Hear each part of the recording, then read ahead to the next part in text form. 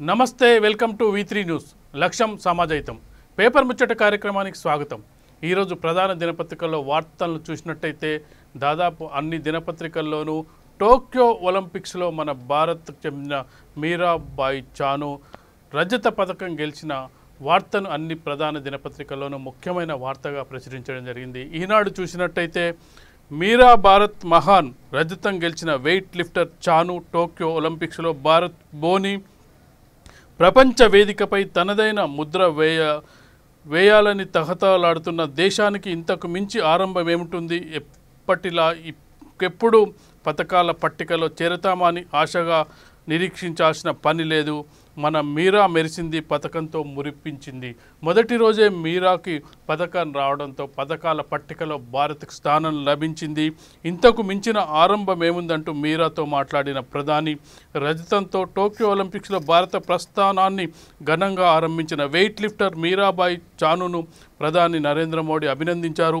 టోక్యోలో ఉన్న మీరాతో ఫోన్లో మాట్లాడి ఆమెపై ప్రశంసలు కురిపించారని, భవిష్యత్తులో మరిన్ని విజయాలు సాధించాలని ఆకాంక్షించారని ప్రధానమంత్రి కార్యాలయం వెల్లడించింది। టోక్యో ఒలింపిక్స్లో భారత్కు ఇంతకంటే ఆనందమైన ఆరంభం ఏముంటుంది? మీరాబాయి అద్భుత ప్రదర్శనతో భారత్ ఉప్పొంగుతుంది, ఆమె విజయం ప్రతి భారతీయుడిని స్ఫూర్తి కలిగిస్తుందని ప్రధాని ట్వీట్ చేయడం జరిగింది।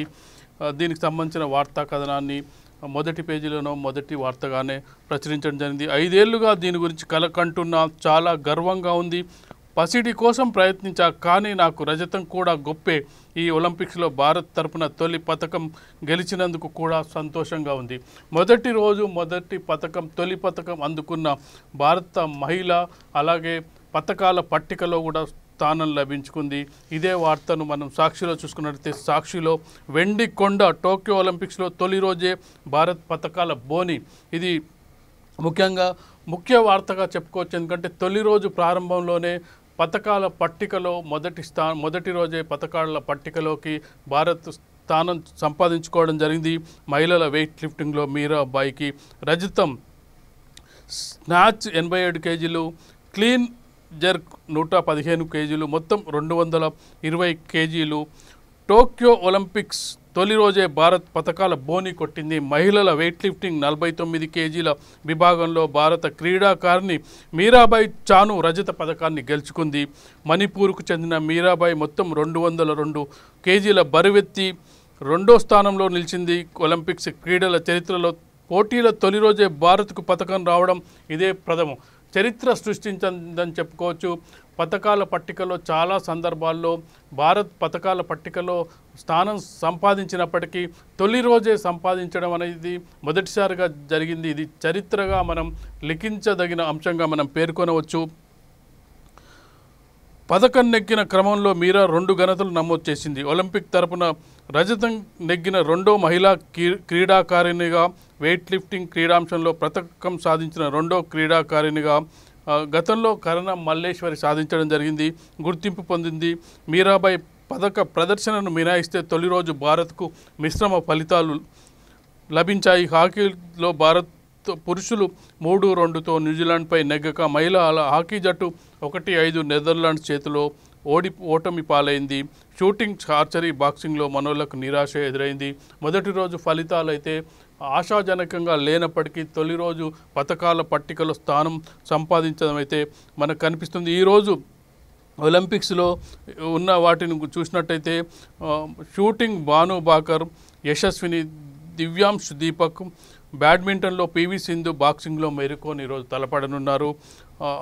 ఇక మరొక వార్తను ఇందులో చూసుకున్నట్టయితే 5 ఏళ్ల బరువు దిగింది, మణిపూర్ ప్రభుత్వ నజరానా ₹1 మీరాబాయి చానుకు ప్రకటించడం జరిగింది। ఇక ఇదే వార్తను మనం ఆంధ్రజ్యోతిలో చూసుకున్నట్టయితే ఆంధ్రజ్యోతిలో మీరా భారత్ మహాన్, దాదాపుగా ఈనాడు అలాగే ఆంధ్రజ్యోతి ఒకటే హెడ్లైన్ను కూడా ఇవ్వడం జరిగింది। మీరా భారత్ మహాన్ అంటూ ప్రత్యేక కథనాలు అలాగే కూడా సోషల్ మీడియా కూడా హల్చల్ చేస్తున్న అంశం మీరా భారత్ మహాన్ అంటూ దేశం నిన్న ఉప్పొంగిపోయిందని చెప్పొచ్చు। టోక్యో ఒలింపిక్స్ మహిళల 49 కేజీల వెయిట్ లిఫ్టింగ్లో రజతం సాధించిన మీరాబాయి చాను పథక ఈవెంట్లో ఉన్న తొలి రోజే భారత్కు మురిపం, మల్లీశ్వరి తర్వాత 21 ఏళ్లకు వెయిట్ లిఫ్టింగ్లో మెడల్, హాకీ, బ్యాడ్మింటన్, టీటీలో శుభారంభం, నిరాశపరిచిన షూటర్లు, ఆర్చర్లు। ఇది ఈ వార్తకు సంబంధించింది. అలాగే ప్రధాని అలాగే రాష్ట్రపతి కూడా అభినందనలతో ముంచెత్తడం జరిగింది. దేశంలోని ప్రముఖులందరూ కూడా మీరాబాయి చాను సాధించిన విజయాన్ని నెమరు వేసుకుంటున్నారు. దీనికి సంబంధించిన వార్తను దాదాపు అన్ని వార్తాపత్రికలు కథనాలు ప్రచురించడం జరిగింది. ఇక మరొక వార్తను తీసుకున్నట్టయితే ఈనాడులో దళిత బంధుకు 1,00,000 కోట్లైనా వెచ్చిస్తాం, హుజూరాబాద్తో ప్రారంభించి దశల వారీగా అమలు చేస్తాం, ఏ ఆస్తి లేని వారికి ఎంపికలో ప్రాధాన్యం, ఈ పథకం కింద ఇచ్చే మొత్తం పూర్తిగా ఉచితం, ప్రతి దళిత వాడలో ఒక కేసీఆర్ పుట్టాలే ముఖ్యమంత్రి ఆకాంక్ష, దళిత వాడలకు దళిత బంధువు, ఏ ఆస్తి లేని వాళ్ళకి ఎలాంటి ప్రాధాన్యం ఇస్తున్న క్రమంలో వాళ్ళకు ఎలాంటి ఆస్తి లేని వాళ్ళకు ప్రాధాన్యం ఇస్తామని చెప్పడం జరిగింది. ఈ పథకం కింద ఇచ్చే మొత్తం పూర్తిగా ఉచితమే. గతంలో చూసుకున్నట్టయితే సబ్సిడీ పథకాలు దళితులకు ఇచ్చి ఉండేవి. ఇప్పుడు పూర్తిగా 10 లక్షల రూపాయలను పూర్తిగా ఉచితంగానే ఇస్తాం. హుజూరాబాద్తో మొదలయ్యే ఈ పథకం రాష్ట్ర వ్యాప్తంగా అమలవుతుందని చెప్పి దళిత బంధుకు సంబంధించిన అంశాన్ని కేసీఆర్ స్పష్టం చేయడం జరిగింది. దీనికి సంబంధించిన వార్తను ఈనాడులో 1,00,000 కోట్లైనా వెచ్చిస్తామనే వార్తా కథనాన్ని ప్రచురించడం జరిగింది. ఇక ఇదే వార్తకు సంబంధించి సాక్షిలో తీసుకున్నట్టయితే 1,00,000 కోట్ల ఖర్చుకైన సిద్ధం, దశల వారీగా రైతు బంధు సీఎం కేసీఆర్, అర్హులందరికీ ప్రయోజనం, దళిత బంధు సాయం అప్పు కాదు పూర్తిగా ఉచితం, కాళ్ళు రెక్కలు ఆస్తులుగా ఉన్నవారికే ప్రాధాన్యం, ప్రతి దళితవాడలో ఓ కేసీఆర్ పుట్టాలే. ఇవి ఏదైతే దళిత బంధుకు సంబంధించి విమర్శలు వస్తున్నప్పటికీ ముఖ్యమంత్రి ముందుకు వెళ్తున్నట్టుగా కనిపిస్తుంది. ఇక ఆంధ్రజ్యోతి తీసుకున్నట్టయితే ఆంధ్రజ్యోతిలో ఇదే వార్తకు సంబంధించి కథనాన్ని తీసుకున్నట్టయితే 1,00,000 కోట్లైనా ఇస్తాం, దళిత బంధు యావత్ భారతదేశానికే ఆదర్శం, ప్రతి దళిత వాడలో ఒక కేసీఆర్ పుట్టాలే, దళిత బంధును కొందరు అనుమానిస్తున్నారు, పథకాన్ని విజయవంతం చేసి చూపుతాం, బండా శ్రీనివాస్ నెత్తిన బండ పెట్ట కేసీఆర్, ఈటలతో అయ్యేది లేదు చచ్చేది లేదు, హుజూరాబాద్ పథకం విజయంపైనే దళిత జాతి భవిత ఆధారపడి ఉంటుంది, తనుగుల ఎంపీటీసీ భర్తకు సీఎం ఫోన్. ఇది సోషల్ మీడియాలో బాగా హల్చల్ అవుతుంది. ఎంపీటీసీ భర్తకు ఫోన్ చేసి ఈటల రాజేందర్తో పెద్ద అయ్యేది లేదు పోయేది లేదు అని చెప్పడం జరిగింది. ఇది సోషల్ మీడియాలో బాగా హల్చల్ చేస్తున్న అంశంగా మనకు కనిపిస్తుంది. దళిత బంధుకు సంబంధించి విమర్శలు కూడా అదేగా పెద్ద ఎత్తున కూడా వస్తున్నాయి. హుజూరాబాద్లో కాంగ్రెస్ దళిత దండోరా ఆగస్టు 9 నుంచి ప్రారంభం, తెరాస అవినీతిపై నిరంతర పోరాటం పీసీసీ నిర్ణయం. మరోవైపు దళిత బంధు హుజూరాబాదుకే ఇవ్వడంపై విమర్శలు వెల్లువెత్తుతున్నాయి. కేవలం హుజూరాబాదుకే ఇవ్వడం ఏంటి, మిగతా నియోజకవర్గాలకు ఇవ్వట్లేదు అనేది కూడా విమర్శలు వెల్లువెత్తుతున్నాయి. దానికి తోడుగా సీఎం కేసీఆర్ కూడా ఇది ఎన్నికల కోసమే తెచ్చిన పథకమని స్పష్టం చేయడంతో ఎన్నికలను రాజకీయాలు పార్టీ నాయకులు అలాగే టీఆర్ఎస్ పార్టీ నాయకులు ఓట్లను కొంటున్నారు అనే పెద్ద విమర్శ అయితే ఇప్పుడు కనిపిస్తుంది. ఎందుకంటే దాదాపుగా 20 లక్షల కుటుంబాలు హుజూరాబాద్లో ఉన్నాయి. 20 లక్షల కుటుంబాలు అంటే దాదాపుగా 20,000 కుటుంబాలు ఉన్నాయి హుజూరాబాద్లో. దాదాపు 40,000 ఓట్లు దళిత ఓట్లు హుజూరాబాద్లో ఉన్నాయి. ఏకపక్షంగా పడతాయనే ఆశతోనే టీఆర్ఎస్ ప్రభుత్వం ఈ అంచనాకు వచ్చినట్టుగా కనిపిస్తుంది.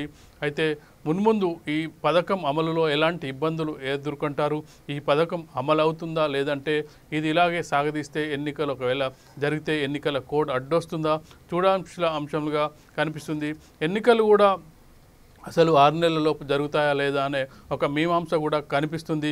కోవిడ్ కారణంగా ఎన్నికలను పెట్టే ఆలోచన ఎన్నికల సంఘానికి కేంద్ర ఎన్నికల సంఘానికి ఉందా లేదా అనేది మరొక అంశంగా కనిపిస్తుంది. ఎందుకంటే ఇక్కడ ఒక రాజకీయ కోణం కూడా బీజేపీ ప్రభుత్వం ఆలోచిస్తున్నట్టుగా మనకు కథనాలు కనిపిస్తున్నాయి. మమతా బెనర్జీ పశ్చిమ బెంగాల్ ఎన్నికలకు హుజూరాబాద్ ఎన్నికలకు కూడా ఒక లింక్ ఉన్నట్టుగా మనకు కనిపిస్తుంది.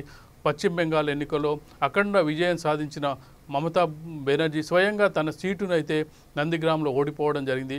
అయితే ఆమె సీఎంగా ప్రమాణ స్వీకారం చేసినప్పటికీ 6 నెలల లోపుగా ఆమె మళ్ళీ ఎన్నికల్లో గెలవాల్సి ఉంటుంది. అయితే ఈ 6 నెలల్లో కనుక ఆమెకి ఎన్నికల్లో పోటీ చేయకుండా ఎన్నికల్లో అసెంబ్లీకి అడుగు పెట్టకుండా ఉన్నట్టయితే ఆమె ఖచ్చితంగా ముఖ్యమంత్రి పదవికి రాజీనామా చేసే అవకాశం ఉంది. కోవిడ్ కారణంగా ఒకవేళ దేశవ్యాప్తంగా ఎన్నికలను వాయిదా వేసినట్టయితే దాని ప్రకారం హుజూరాబాద్ ఎన్నిక కూడా వాయిదా వేసే అవకాశం ఉంది. బీజేపీ ప్రభుత్వం అలాగే కేంద్ర ఎన్నికల సంఘం ఎన్నికలకు ముందుకెళ్తుందా, బైపోల్ ఎన్నికలకు దేశవ్యాప్తంగా ఉన్న బైపోల్ ఎన్నికలను నిర్వహిస్తుందా లేదా చూడాల్సిన అంశంగా కనిపిస్తుంది. అయితే ఎన్నికల వాతావరణం అయితే హుజూరాబాద్లో ఇప్పటికే కనిపిస్తుంది.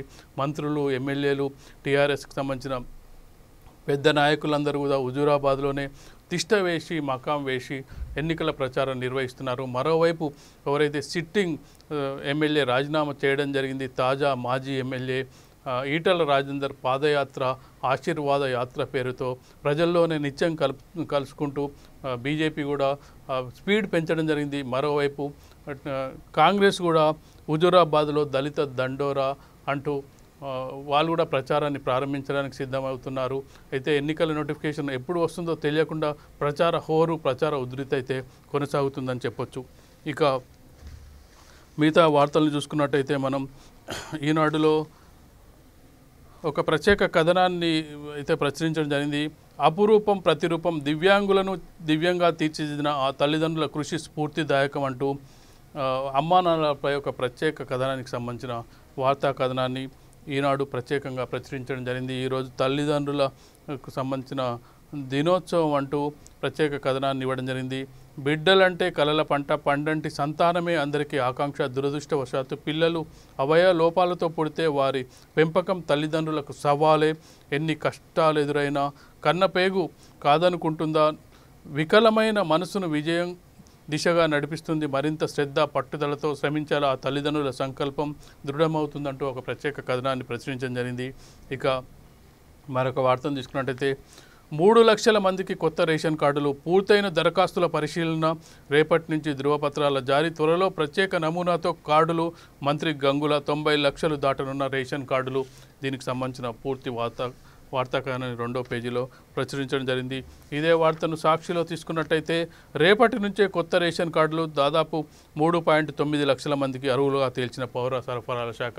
దాదాపు 4 లక్షల అప్లికేషన్స్ వచ్చినప్పటికీ అందులో 3 లక్షల మందిని అర్హులుగా తీర్చడం జరిగింది.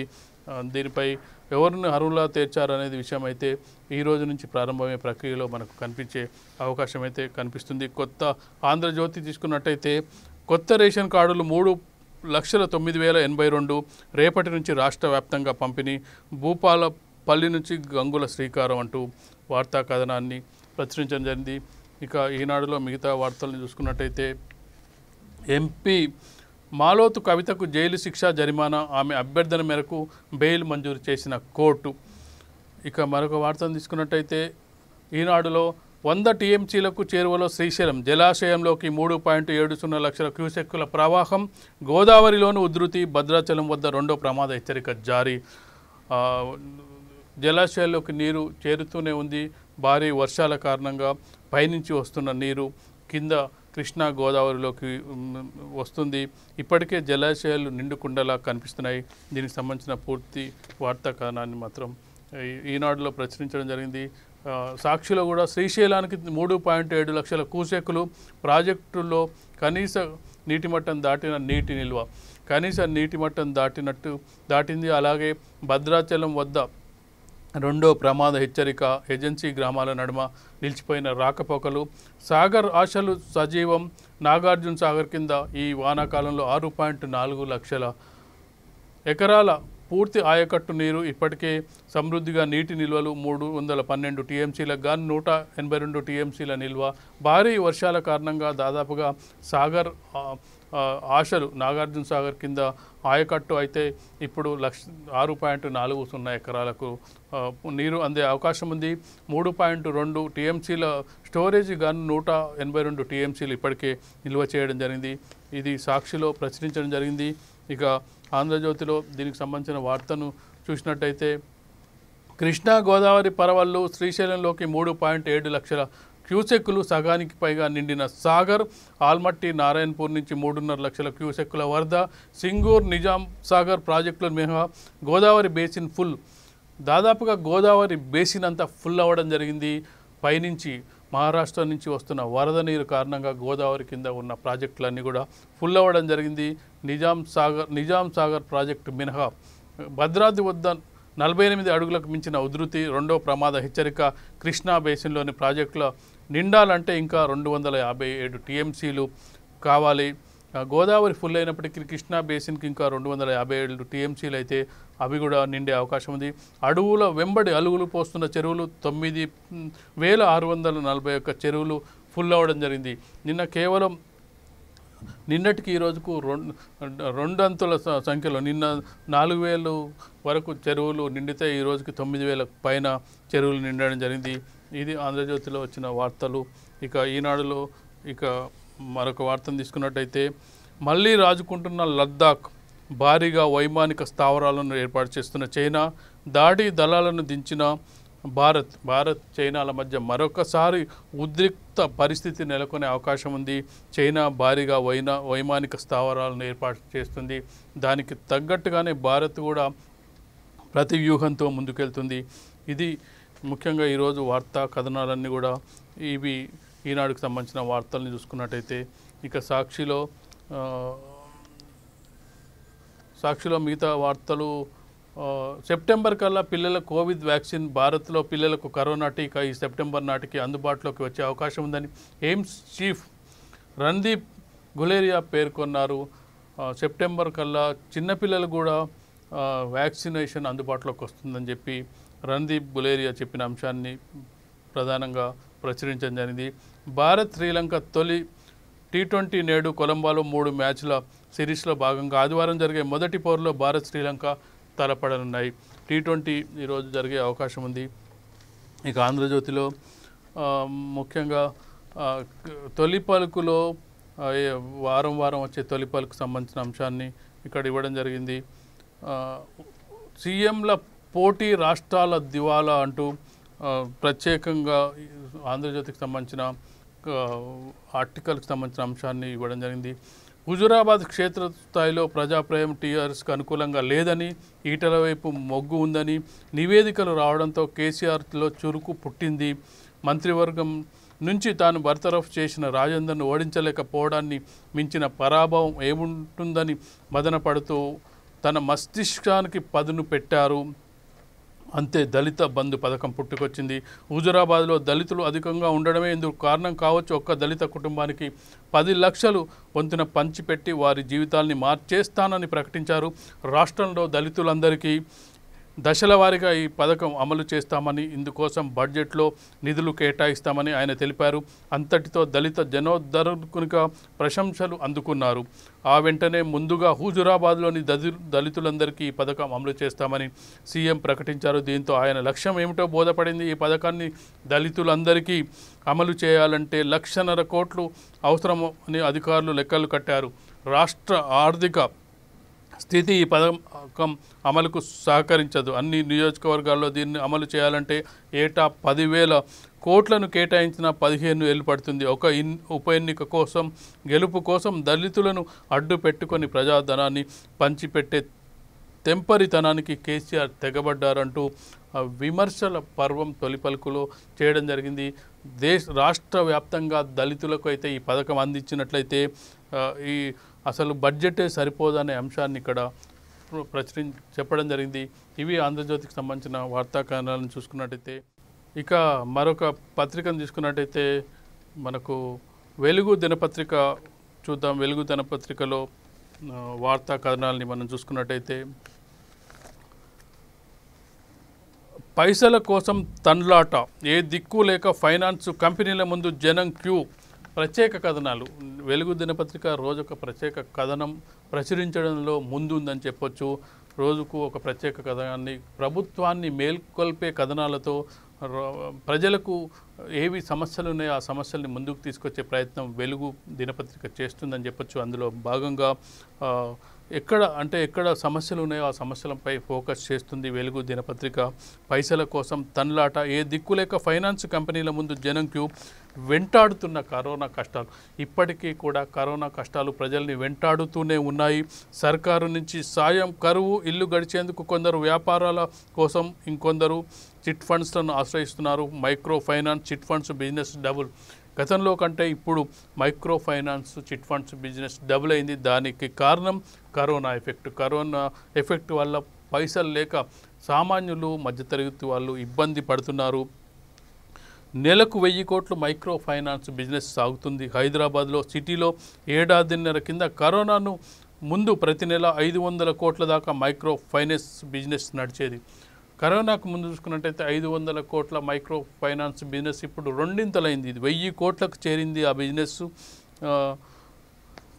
రోజు 16 కోట్ల నుంచి 17 కోట్ల దాకా లావాదేవీలు ఉండేది. ఇప్పుడు అది 30 కోట్ల నుంచి 35 కోట్లకు చేరింది. అంటే దాదాపుగా రెండింతలైన అంశాన్ని మనకు ఇక్కడ కనిపిస్తుంది. అంటే నెలకు దాదాపు 1000 కోట్లు మైక్రో ఫైనాన్స్ బిజినెస్ నడుస్తోంది. చిరు వ్యాపారులు ఏ ఆధారం లేక డైలీ ఫైనాన్స్ను ఆశ్రయిస్తున్నారు. గతంలో లాభాల్లోంచి కొన్ని డబ్బులు పెట్టుబడిగా మిగుల్చుకొని వ్యాపారం చేసే వాళ్ళ దగ్గర కూడా కరోనా వల్ల చేతిలో చిల్లి గవ్వ లేక డైలీ ఫైనాన్స్నే నమ్ముకుంటున్నారు.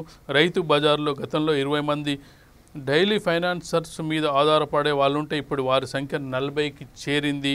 అంటే ప్రతి చోట కూడా రెండింతలు పెరిగింది. మైక్రో ఫైనాన్స్ తీసుకునే వాళ్ళ సంఖ్య డబ్బు రూపంలో రెండింతలు పెరిగితే మైక్రో ఫైనాన్స్ గతంలో కొంతమంది సొంత పెట్టుబడి, సొంత డబ్బుతో వ్యాపారం చేసేవారు. మనకు ఉదాహరణగా చూసుకున్నట్టయితే రైతు బజార్లలో కేవలం 20 మంది మాత్రమే గతంలో మైక్రో ఫైనాన్స్ తీసుకుంటే ఈరోజు మరొక 20 మంది యాడ్ అయ్యారు. ఆ 20 మంది ఎక్కడి నుంచి వచ్చారంటే వాళ్ళకు సొంత పెట్టుబడి లేక కరోనా ఎఫెక్ట్ వల్ల వాళ్ళు అప్పు చేయాల్సిన దుస్థితి ఏర్పడింది. దీని కారణంగా 40 మందికి చేరడం జరిగింది. దాంతో మైక్రో ఫైనాన్స్ కూడా రెండింతలు అవ్వడం జరిగింది. ఇందులో ఒక్కొక్కరు 5,000 నుంచి 50,000 వరకు తీసుకుంటున్నారు. డైలీ ఫైనాన్స్లో వడ్డీ మరీ ఎక్కువ. అయినా హైదరాబాద్లో 4 లక్షల మంది దీనిపైనే ఆధారపడి బతుకు బండి నడిపిస్తున్నారు. ఒక 4 లక్షల మంది మైక్రో ఫైనాన్స్పై ఆధారపడుతున్నారు. ప్రభుత్వ బ్యాంకులు కనుక చొరవ తీసుకొని ఎవరైతే చిరు వ్యాపారులకు చిన్న అమౌంట్లు 50,000 కానీ ₹1,00,000 లోపు రుణాలను ఇచ్చినట్టయితే ఈ మైక్రో ఫైనాన్స్ బిజినెస్ ఇంత పెద్ద ఎత్తున ఇంత భారీగా సాగి ఉండేది కాదు. ఎందుకంటే ప్రభుత్వం వీళ్ళు చెల్లించే వడ్డీలో ప్రభుత్వానికి సగం వడ్డీ చెల్లించినా కానీ వాళ్ళంతా కూడా ధీమాగా బతికే అవకాశం ఉంది. మైక్రో ఫైనాన్స్ వాళ్ళు వేధింపులు కూడా డబ్బు కట్టినట్టయితే, వాయిదాలు చెల్లించినట్టయితే వేధింపులు కూడా అలాగే ఉండే పరిస్థితులు కూడా మనకు కనిపిస్తాయి. హైదరాబాద్లోని జియాగూడకు చెందిన సుదర్శన్ కరోనాకు ముందు ఐస్ క్రీమ్ పార్లర్లో పనిచేసేవారు. నెలకు 20,000 జీతం వచ్చేది. దాంట్లో నుంచి 3,000 చిట్టి కట్టేవాడు. కరోనా ఎఫెక్ట్తో ఉద్యోగం పోయింది. అతి కష్టంగా బతుకు బండి సాగిస్తున్నాడు.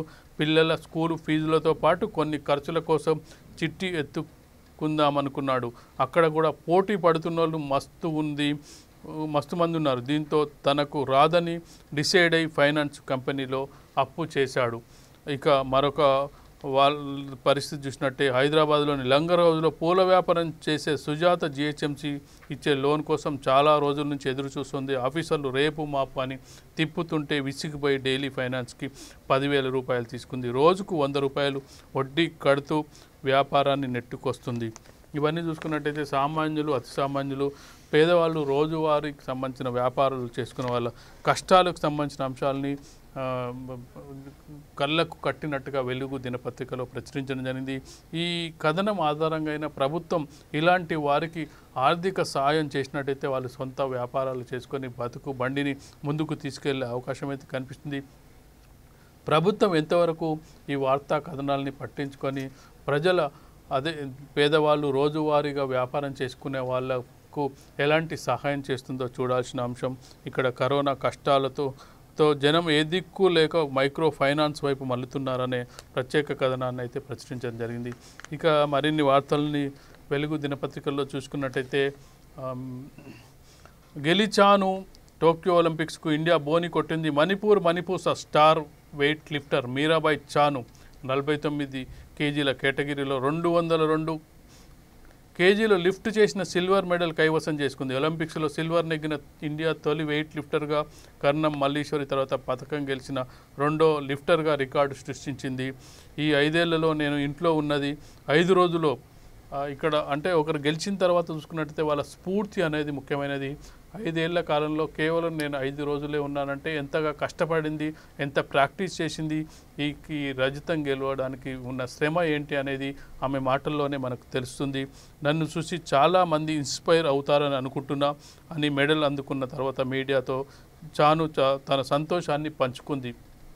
భారతదేశానికి ఒక రజత పథకం తెచ్చి గర్వంగా ఫీల్ అవుతున్న చాలామంది ఇన్స్పైర్ కావాలని చెప్పి తన సంతోషాన్ని వ్యక్తం చేసిన అంశాన్ని ఇక్కడ మనకు ఇవ్వడం జరిగింది. తను పథకాన్ని చూపిస్తూ అలాగే ప్రధాని అలాగే రాష్ట్రపతి కూడా అభినందనలతో ముంచెత్తడం జరిగింది. స్వయంగా ప్రధాని కార్యాలయం నుంచి ఫోన్ వెళ్ళింది.